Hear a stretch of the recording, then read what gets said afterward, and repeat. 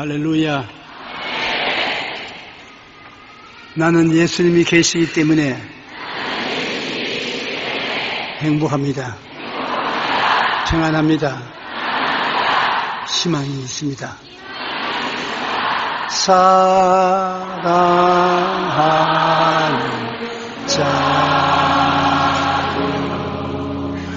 내 영혼이 잘된같이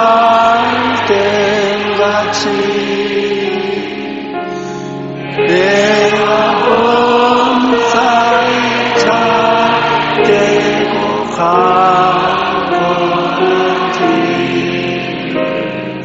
내가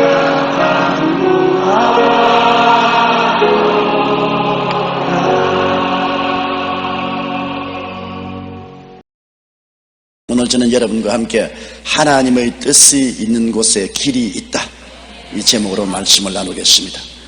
어떤 사람이 제게 와서 이런 질문을 했습니다. 목사님, 사람으로 해결할 길이 없는 문제도 하나님께서는 해결할 방법이 있습니까? 그래서 제가 이런 말을 했습니다. 형제님 주위에 있는 이 많은 사람들 중 얼굴이 똑같은 사람 본 적이 있습니까? 60억 인구의 얼굴이 다 다르고 과거에 산 사람의 얼굴도 다르고 장차 태어날 사람의 얼굴도 다 다릅니다. 불과 손바닥 2개만한 넓이의 얼굴 면적에 끝도 없고 한도 없는 얼굴 형상을 만드시는 하나님의 해결법이 얼마나 광대하다는 것을 생각해 보십시오.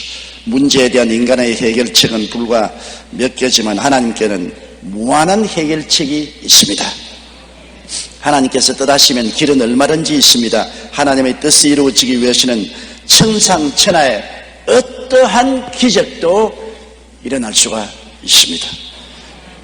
그러므로 하나님의 뜻만 알면 한이 없이 강하고 담대하게 기도하고 구하고 믿고 불가능에 도전할 수 있습니다. 그와 같이 제가 대답을 했습니다. 여러분, 모세가 어떻게 그렇게 두려움이 없는 강하고 담대한 믿음을 가질 수가 있었습니까? 그 이유는 모세는 분명하게 이스라엘 백성을 애굽에서 인도해 내어서 젖과 꿀이 흐르는 가나안 땅까지 도달하는 것은 하나님의 뜻이라는 것을 확실히 알고 있었습니다. 성경에 내가 너를 바로에게 보내어 내 백성을 인도하여 내게 하리라고 주님 말씀하셨고, 또 출애굽기 3장 10절과 17절에 내가 너희를 애굽의 고난 중에서 인도하여 내어 젖과 꿀이 흐르는 가나안 땅으로 올라가게 하리라고 말씀을 하시기 때문에 모세는 낮과 같이 환하게 이스라엘 백성을 애굽에서 인도하여 가나안까지 가는 것이 하나님의 뜻인 것을 알았습니다. 하나님의 뜻이 있는 곳에는 반드시 길이 있다는 것을 모세는 확실하게 알 수가 있었습니다. 그래서 홍해의 막다른 골목에 도착해서도 모든 이스라엘 백성이 좌절과 절망에 처하여 아우성을 쳐도 모세는 길이 있다는 것을 알았습니다. 왜? 하나님의 뜻이 있으면 길이 있습니다. 하나님의 뜻이 이스라엘 백성을 애굽에서 인도하여 가나안에 가는 것이 확실한 적, 아무리 홍해가 앞을 막고 애굽의 바로의 군대가 뒤에 질풍노도와 같이 쳐들어와도 하나님은 해결책을 가지고 있다는 확실한 신념을 가지고 있었습니다. 그래서 모세의 담대한 신앙 고백을 출애굽기 14장 13절로 14절에 읽을 수 있습니다. 모세가 백성에게 이르되 너희는 두려워 말고 가만히 서서 야훼께서 오늘날 너희를 위하여 행하시는 구원을 보라. 너희가 오늘 본 애굽 사람을 또다시는 영원히 보지 못하리라. 야훼께서 너희를 위하여 싸우시리니 너희는 가만히 있을지어다. 이 같은 담대한 선언을 할 수 있는 것은 인간에게는 어떠한 절벽 같은 절망이 다가온다 할지라도 하나님의 뜻이 있는 곳에는 길이 있는 것을 알았습니다. 마침내 모세의 믿음대로 하나님은 길을 내셨습니다. 홍해에 길을 내셔서 육지같이 이스라엘이 건너가게 한 것입니다. 그들이 수르 광야에 들어가서 사할 길을 가나 마실 물이 없어 기갈에 취해서 죽을 지경이었습니다. 그런데 마침 연못물을 만났는데 마셔보니 물이 써서 마실 수가 없었습니다. 마신 사람마다 물을 토하고 배를 안고 뒹굴었습니다. 그들이 다 원망해서 모세야 이제 우리 목이 말라 다 죽게 되었다. 우리와 짐승들이 다 죽게 되었다. 그러나 모세는 알았습니다.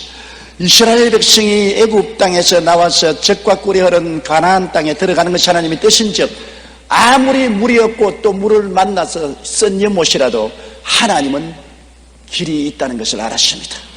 그렇기 때문에 모세는 낙심하지 아니하고 하나님의 뜻이 있는 곳에 길이 있는 것을 알았은즉 믿음으로 기도하고 하나님 성령께서 나무가지를 지시하시는지라 나무가지를 꺾어서 물에 던지니 물이 달아졌습니다.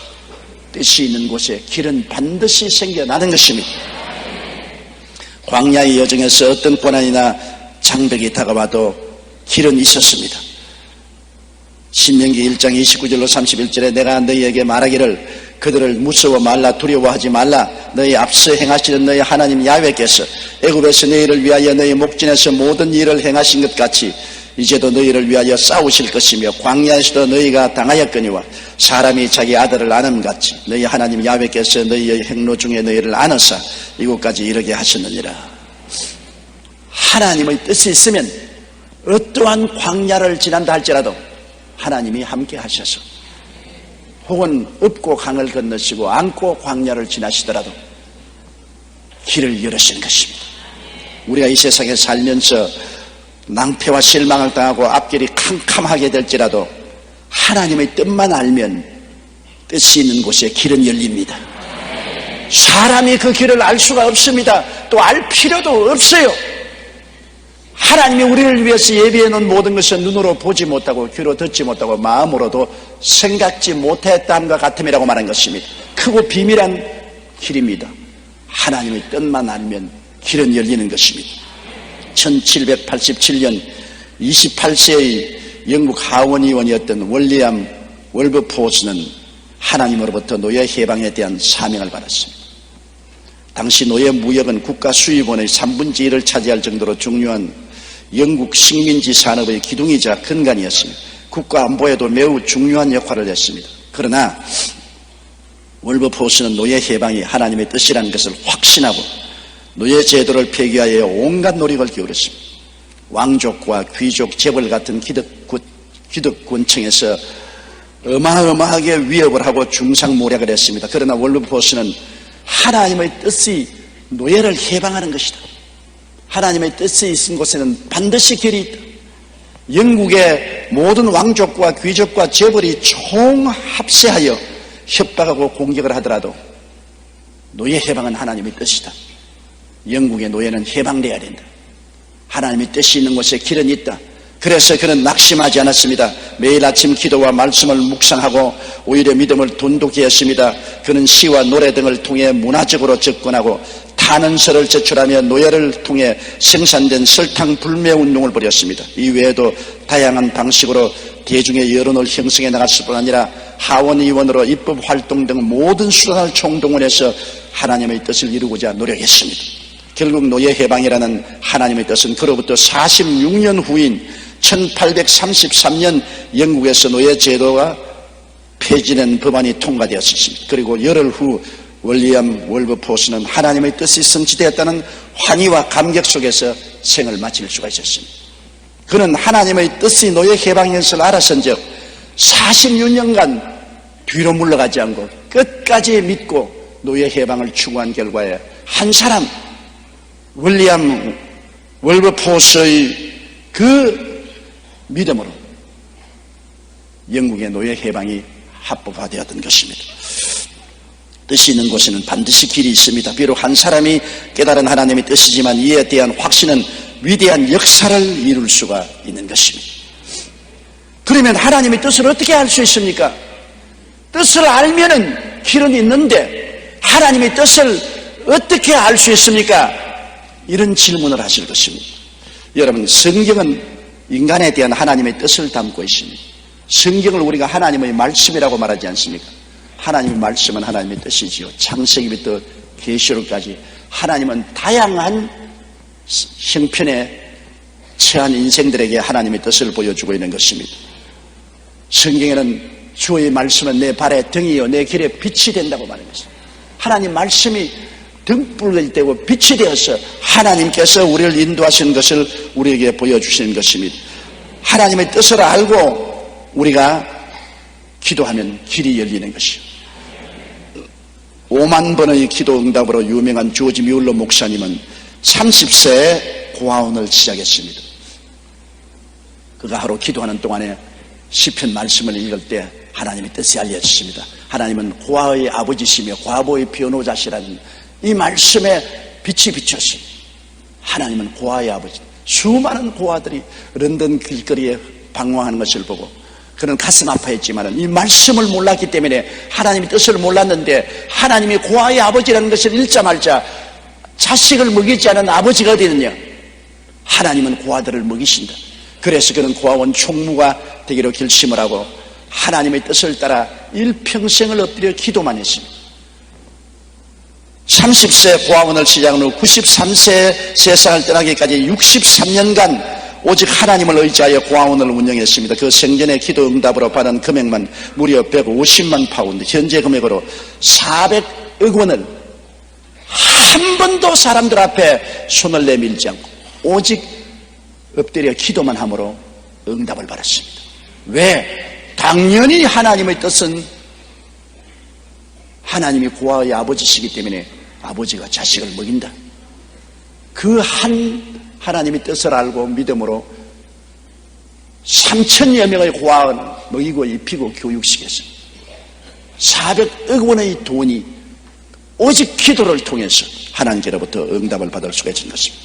그런데 특이한 것은 뮬러 목사님이 기도하기 전에 반드시 말씀을 통해 하나님의 뜻을 찾았다는 것입니다. 그는 하나님께 드릴 기도의 내용이 성경의 어디에 약속되어 있는가를 꼭 찾아 확인한 후에 기도했지 막연히 기도하지 않았습니다. 뮬러 목사님은 꼭 말씀을 찾아내고 하나님의 뜻에 의해서 기도했습니다. 그러면 하나님이 해결책을 주셨는데요. 어떤 때는 기도를 하기 전에 며칠 동안 성경을 찾을 때도 있었습니다. 며칠 동안 성경을 읽으면서 내가 기도하는 이 제목이 하나님 말씀에 약속되어 있는지 찾아보았습니다. 뮬러 목사님은 성경에 하나님의 뜻이 담겨 있다는 것을 알았기 때문에 성경을 통해서 그는 하나님의 뜻을 찾았어요. 오늘날도 여러분 우리가 하나님의 뜻을 알려면 성경을 잘 상고해야 봐야 되는 것입니다. 하나님 말씀을 항상 읽고 듣고 묵상하고 말씀을 통하여 하나님의 뜻을 찾으려고 애를 쓸 때 하나님께서는 말씀을 통하여 우리에게 뜻을 보여주시는 것입니다. 또한 성령님의 인도를 통하여 우리가 하나님의 뜻을 알 수가 있습니다. 하나님의 성령은 꿈이나 환상을 통하여 우리에게 하나님의 뜻을 보여줍니다. 여러분 예수님을 잉태한 마리아 보십시오. 마리아는 하나님의 천사 가브리엘이 환상 중에 나타나서 예수 그리스도를 잉태하실 것을 보여주셨습니다. 환상을 통해서 하나님의 뜻을 보여주신 것입니다. 누가복음 1장 35절에 천사가 대답하여 가로되 성령이 내게 임하시고 지극히 높으신 이의 능력이 너를 덮으시리니 이러므로 나실 바 거룩한 자는 하나님의 아들이라 일컬으리라. 그와 정혼한 요셉이 함께 되기도 전에 마리아가 잉태했다는 소식을 듣고 그는 굉장히 낙심해서 마리아와 약혼을 파혼하려고 했었습니다. 그럴 때 하나님의 뜻이 꿈으로 나타난 것입니다. 마태복음 1장 20절로 21절에 주의 사자가 현몽하여 가로되 다윗의 자손 요셉아 내 아내 마리아 데려오기를 무서워 말라. 저에게 잉태된 자는 성령으로 된 것이라. 아들을 낳으니 이름을 예수라 하라. 보십시오. 마리아에게는 환상으로 요셉에게는 꿈으로 하나님의 뜻을 보여주신 것입니다. 동방박사가 황금과 무략 유향을 가지고 어린 하나님의 아들 예수 그리스도를 경배하고 난 다음에 꿈에 하나님이 나타나서 헤롯 왕에게로 돌아가지 말고 다른 길로 돌아가라고 지시했습니다. 마태복음 2장 12절 보면 꿈에 헤롯에게로 돌아가지 말라 지시하심을 받아 다른 길로 고국에 돌아가니라. 꿈을 통해서 동방박사도 하나님의 뜻을 보여줬습니다. 다메섹 도상의 사울에게도 하나님께서 환상을 통하여 나타나신 것입니다. 사도행전 9장 3절로 7절에 보면 사울이 행하여 다메섹에 가까이 가더니 호련히 하늘로서 빛이 저를 둘러 비추는지로 땅에 엎드려져 들음에 소리에서 가라사대 사울아 사울아 내가 어찌하여 나를 핍박하느냐 하시거늘 대답하여 주여 누시니까 가라사대 나는 내가 핍박하는 예수라 내가 일어나 성으로 들어가라 행할 것을 내게 이를 자가 있느니라 하시니 같이 가던 사람들은 소리만 듣고 아무도 보지 못하여 말을 못하고 있었더라. 이 보십시오. 꿈과 환상을 통해서 성령께서 오늘날 또 우리에게 말씀하여 주십니다. 모든 꿈이 다 하나님이 계시는 하나님입니다. 너무 밥을 많이 먹고 소화가 안 돼 자다가 개꿈을 꾸는 사람들도 있어요.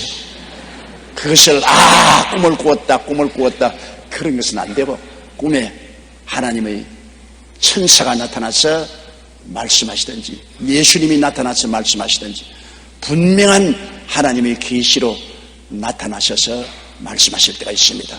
꿈이나 환상은 우리에게 하나님의 뜻을 알려주는 중요한 수단이 될 수 있는 것입니다. 저는 선교 여행 중 미국의 뉴올리언스에서 아주 놀라운 체험을 한 적이 있습니다. 토요일에 비행기를 타고 루이빌에 가서 미국 교역자 600명을 대상으로 교회 성장 세미나를 한 후에 한인교회에 가서 다시 1시간 강의를 하고 주일 아침에는 2부 예배를 인도하고 다시 오클라호마로 비행기를 타고 가서 텔사에 가서 2000여 명의 성도들에게 설교를 했습니다. 몸이 너무 지쳐서 솜같이 되었습니다. 그래서 기도해 달라고 몰려드는 사람을 피하기 위해서 목사님 사무실에 숨었습니다.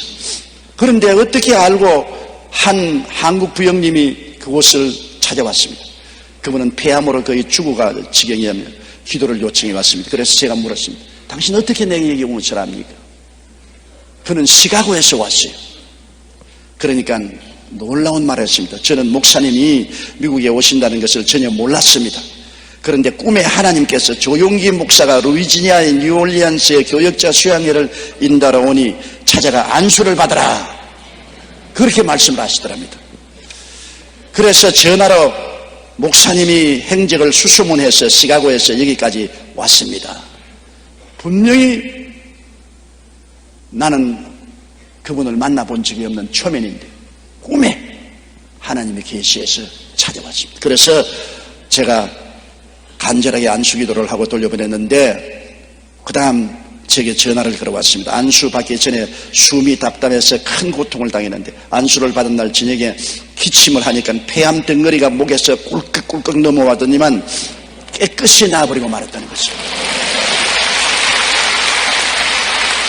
꿈에 하나님이 나타나서 하나님의 뜻을 보여준 것입니다. 여러분들도 때때로 성령께서 꿈에 나타나서 여러분을 인도할 때가 있을 것입니다.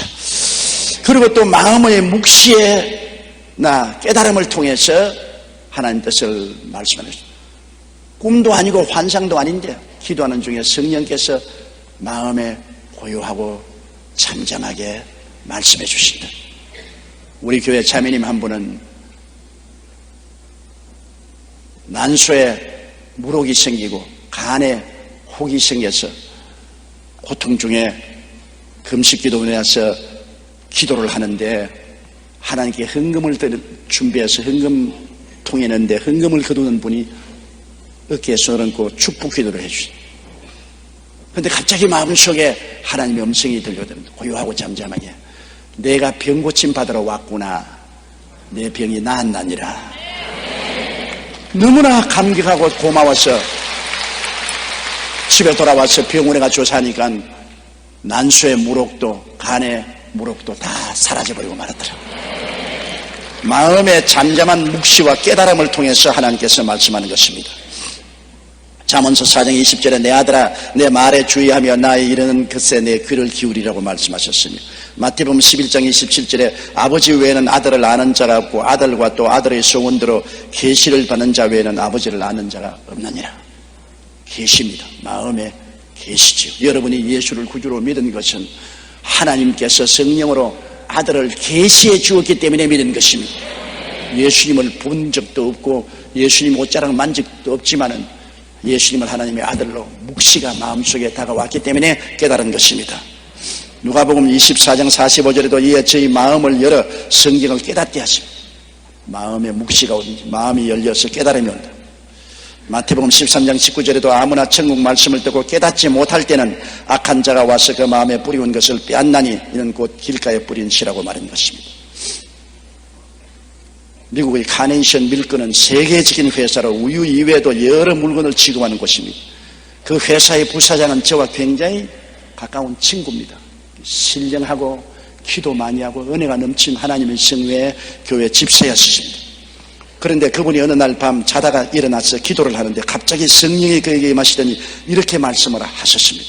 얼마 있지 않으면 달러가 절하될 것이고 독일의 마르크가 비싸질 것이니 빨리 모든 달러를 정산해서 마르크를 사들여라. 이 말씀을 듣고 그는 그 이튿날 사무실에 출근하자마자 전 세계에 있는 지사에 연락해서 달러를 전부 팔아서 마르크로 바꾸라고 했습니다. 그러자 모든 직원들 사이에 우리 부사장 정신이 돈 것이 아닌가?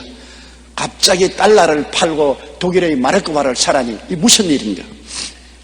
큰 소동이 일어났습니다. 그러나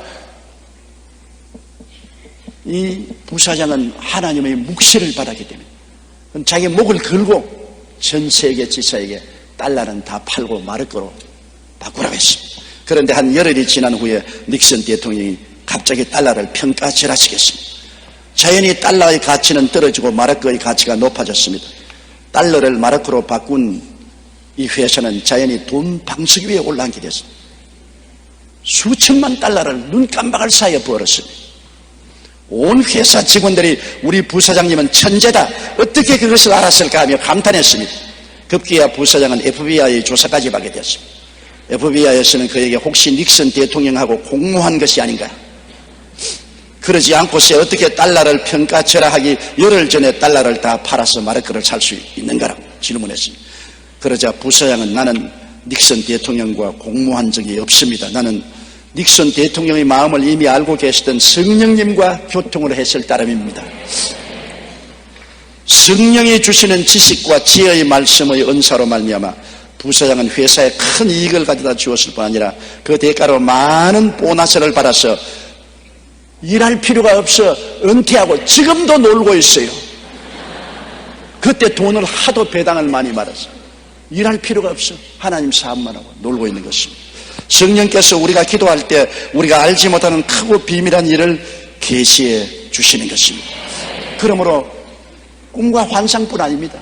마음의 묵시와 깨달음을 통해서 우리에게 하나님의 뜻을 보여주시는 것입니다. 그리고 또한 가장 평범하게 하나님 뜻을 아는 길은 마음의 소원을 통해서 하나님이 보여주시는 것입니다. 빌립보서 2장 13절에 너희 안에서 행하시는 이는 하나님이시니 자기의 기쁘신 뜻을 위하여 너희로 소원을 두고 행하게 하시나니. 시편 107편 30절에 야훼께서 저희를 소원의 항구로 인도하시는도다. 시편 17절에 야훼여 주는 겸손한 자의 소원을 들으셨으니. 마음에 기도할 때 끝없는 소원이 일어납니다. 그건 뭐 오늘 아침 일어났다 오늘 저녁 사라지는 소원이 아닙니다. 불길같이 소원이 일어납니다. 자고 나도 그 소원, 깨어나도 그 소원, 마음속에 소원이랍니다. 머릿속에 일어나는 소원이 아니고 배꼽 밑에서 올라오는 소원입니다. 뱃속에서부터 소원의 불길이 기도할 때 일어납니다. 소원이 일어납니다. 그 집을 사라, 그 집을 사라, 그 땅을 사라. 우리 부총리처럼 그렇게 사는 것이 아니고 성령의 인도를 통해서 그 땅을 사라, 그 땅을 사라. 이 사업을 하라, 이 사업을 빨리 팔아라, 그 사람과 결혼하라. 뭐 여러 가지 우리 삶에 있어서 기도하고 간구할 때 뱃속에서 넘쳐나오는 소원이 나옵니다. 그냥 왔다 갔다 하는 소원이 아니에요. 구름 기둥과 같고 불 기둥과 같이 마음속에 소원이 일어나는 거죠. 아무리 꺼버려도 꺼지지 않습니다. 잊어버리려도 잊어버리지 않고 끊임없이 소원이 불길같이 일어납니다. 그럴 때는 하나님이 그 소원을 통해서 우리를 인도하실 때인 것입니다. 그리고 또 소원이 일어남과 동시에 하나님은 환경을 통해서 우리를 종종 인도하십니다. 우리는 둔하지 않아요. 그렇기 때문에 하나님은 우리가 살고 있는 몸담고 있는 환경을 통해서 우리에게 말씀하실 때가 많습니다. 베드로가 욥바 시몬이라는 피장의 집에서 묵고 있을 때 하루는 점심 먹으려고 할 동안에 준비한 동안에 다락에 올라가서 기도하는데 하늘에서 보자기가 내려왔어요. 많은 짐승들이 보자기에 빡 들어차는데 하나님이 잡아먹어라. 하나님 부정한 것은 내가 먹지 않습니다. 하나님이 깨끗게 한 것을 부정하다고 하지 마라. 보자기가 3번 이렇게 하늘에서 내려왔다가 올라가고 내려갔다 올라가고 내려갔다 올라가고, 이게 뭔가 생각하고 있는데 바깥에서 사람들이 여기에 베드로라는 사람이 있습니까? 찾습니다. 그래 누구냐고 물으니까 그들은 백부장의 보냄을 받아서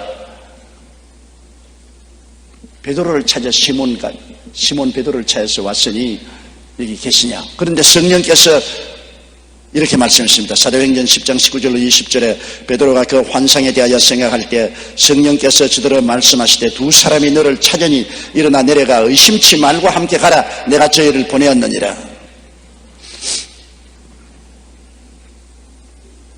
백부장 고넬료가 로마의 군인인데 하나님의 계시를 받아서 피장 시몬의 집에 있는 베드로를 청하기 위해서 보냈습니다. 그런데 베드로가 하나님 환상을 보고 난 다음에 환경에서 그 사람들이 문을 두들기고 찾아왔습니다. 그래서 환상 본 것과 자기 환경에서 일어난 것이 일치가 되었습니다.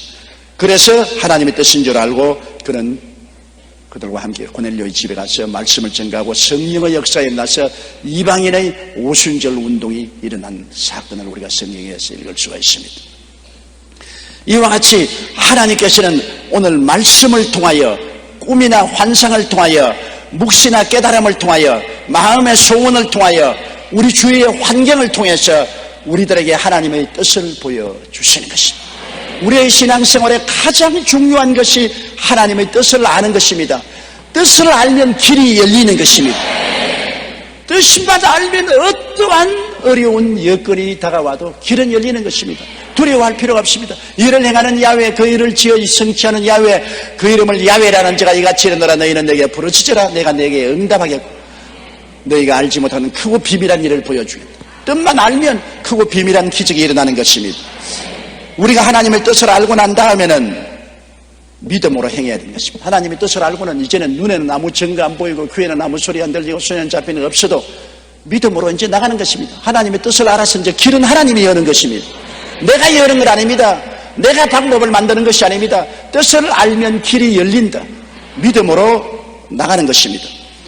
하나님의 뜻을 알고도 믿지 아니한 열정탐꾼을 보십시오. 하나님의 뜻은 이스라엘 백성이 적과 꿀이 흐르는 땅에 들어가는 것이 하나님의 뜻입니다. 그러면 믿고 들어가야지. 그런데 열정탐꾼은 보니 그곳은 주민을 삼키는 땅이더라. 성은 하늘을 찌르듯이 높고 그곳에 사는 사람들은 네피림의 후손 아낙자손 대장부가 살더라. 우리가 그 땅에 들어가 점령할 수 없다. 우리 처자가 포로로 잡힐 것이다. 하나님의 뜻을 알고도 믿지 않았습니다. 그들은 인본주의적으로 생각했습니다. 하나님의 뜻을 알고도 믿지 아니하므로 하나님은 그들에게 진노한 것입니다. 히브리서 3장 18절로 19절에 또 하나님이 누구에게 맹세하사 그의 안식에 들어오지 못하리라 하셨느뇨 곧 순종치 아니하던 자에게가 아니냐 이러보건대 저희가 믿지 아니하므로 능히 들어가지 못한 것이라. 그러나 요수아와 갈렙은 하나님의 뜻을 알았기 때문에 아무리 땅을 삼키는 주민을 삼키는 땅이라도 성이 높더라도 대장부들이 살더라도 하나님의 뜻이 들어가는 것이기 때문에 길은 하나님이 여신다. 들어가자. 하나님이 그들을 우리에게 밥으로 주셨다. 들어가자. 하나님의 뜻을 알고 무조건 하고 믿고 들어간 그들은 후손들과 함께 40년 후에 가나안 땅에 들어갔으나 하나님의 뜻을 알고도 거역한 이스라엘 백성과 열정탐꾼은 다 멸망받고 말한 것입니다. 여러분, 예수님이 한번 광야에 나갔는데 남자만 5,000명, 부녀자 기만 명이 와서 말씀을 듣고 해그름에 배가 고파 그들은 풀밭에 들어 누웠습니다. 그때 예수님께서 빌립을 불러서 말씀하셨습니다. 요한복음 6장 5절로 7절에 빌립에게 이르시되 우리가 어디서 떡을 사서 이 사람들로 먹게 하겠느냐 하시니 이렇게 말씀하시면 친히 어떻게 하실 것을 아시고 빌립을 시험코자 하심이라. 빌립이 대답하되 각 사람으로 조금씩 받게 할지라도 200데나리온의 떡이 부족하리이다. 하나님의 뜻을 이미 주님은 빌립에게 보여준 것입니다. 어디에서 떡을 사서 이 많은 사람을 먹게 할고 그것은 주님이 그들을 먹게 하시기를 원하신다는 것입니다. 다른 성경에는 예수님께서 내가 저들을 굶주려서 돌려보낼 수 없다, 먹을 것을 주라, 그렇게 말씀하셨다고 부연해서 해석을 하고 있는 것입니다. 분명히 주님의 뜻을 보았는데도 불구하고 빌립은 주님의 뜻을 그대로 믿어야 되는데 주님의 뜻에다가 자기 해석을 했습니다. 주님, 이곳은 광야입니다. 시간이 늦었습니다. 떡 살 곳도 없고 300데나리나 되는 큰 거금이 있어야 조금씩 떡을 먹일 수 있습니다. 그러므로 할 수 없습니다. 인간적인 생각으로 하나님의 뜻을 해석하지 말아야 됩니다. 인간적인 생각으로 하나님의 뜻을 해석하면 아무것도 못합니다. 하나님의 뜻이 있으면 길은 하나님이 내시는 것입니다. 눈에는 아무 증거 안 보이고 귀에는 아무 소리 안 들리고 손에는 잡히는 것 없어도 길은 하나님이 내시는 것입니다. 이스라엘 백성이 광야에서 고기를 달라고 부르짖을 때 모세가 하나님께 부르짖으니까 하나님이 하루 이틀도 아닌 한 달 동안 고기를 먹여주겠다고 말씀하실 때 모세가 기절초풍을 했습니다. 민수기 11장 22절로 23절에 그들을 위하여 양떼와 소떼를 잡은들 조카오며 바다의 모든 고기를 모은들 조카오리까 야훼께서 모세에게 이르시되 야훼의 손이 짧아졌느냐 내가 이제 내 말이 내게 응하는 여부를 보리라. 보십시오. 모세조차도 이스라엘 백성 300만 명이 한 달 동안 고기를 먹여주겠다 하니까 도저히 인간으로 해석이 안 되므로 하는 말이 그들을 위하여 양떼와 소떼를 잡은들 족하며 바다의 모든 고기를 모은들 족하오리까. 하나님, 이 사람아, 하나님의 손이 짧아지느냐 뜻이 있으면 길이 있나니라. 뜻이 있는 곳에 길이 열리는 것입니다. 마태복음 13장 58절에도 저희의 믿지 않음을 인하여 거기서 많은 능력을 행치 아니하니 능력 행하는 것이 하나님의 뜻이었으나 안 믿으면 행할 수가 없어요. 누가복음 8장 25절에도 너희 믿음이 어디 있느냐 하셨습니다.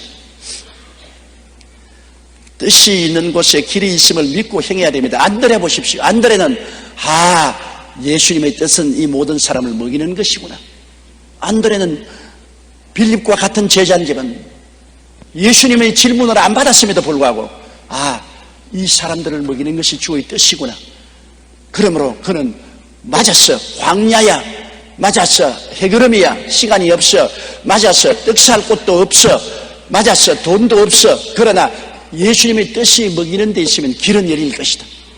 그래서 그는 나가서 어린아이 점심 도시락 구해가지고 보리떡 5개와 물고기 2마리를 가지고 부끄럽게 예수께 나왔습니다. 주님, 이 많은 사람에게 이 보리떡 5개와 물고기 2마리로서 어떻게 먹이겠습니까? 그러나 주님 뜻이 있는 곳에 기적이 일어날 줄 알고 가지고 왔습니다. 주님이 기뻐하사 빌립은 그대로 두고 안드레를 청해드려서 보리떡 5개와 물고기 2마리로 주님이 축사했습니다. 그러자 떡을 떼어주면 또 생기고 떼어주면 또 생기고 고기는 나누어지니 또 생기고 또 생기고 모든 사람들이 배불리 먹고 12바구니가 남게 된 것입니다. 뜻이 있는 곳에 길은 반드시 주님이 엽니다. 마가복음 9장 23절에 할 수 있거든이 무슨 말이냐 믿는 자에게는 넘치 못하심이 없나니라. 마가복음 11장 23절에 누구든지 이 산들에 들리어 바다에 던지려 하며 그 말한 것이 이룰 줄 믿고 마음에 의심하지 아니하면 그대로 때리라. 요한복음 55장 7절에 너희가 내 안에 거하고 내 말이 너희 안에 거하면 무엇이든지 원하는 대로 구하라. 그리하면 이루리라. 하나님의 뜻이 있으면 불가능한 곳에도 길이 열립니다. 뜻이 있는 곳에 홍해의 수도 열리고 뜻이 있는 곳에 쩐물이 달게도 되고 뜻이 있는 곳에는 만나도 내려오고 메추라기도 오는 것입니다. 목회자여 전도자였던 맥코이 목사님은 50년간의 목회를 마무리하고 71세에 은퇴했습니다. 그런데 마침 이때 인도에서 온 한 선교사가 교회를 방문하여 선교사 파송을 요청했습니다. 은퇴식에 와서 선교사 파송을 요청했습니다. 그 선교사는 강단에 서서 선교에 헌신해야 하는 이유에 관해 설교했습니다. 그리고 설교를 마친 후에 맥코이 목사님에게 다가오더니 귀에 대놓고 저는 하나님께서 이 일을 맡길 일꾼을 회중들 가운데 찾는다는 거 생각하지 않습니다. 하나님은 은퇴하신 맥코이 목사님 당신을 인도로 부르십니다.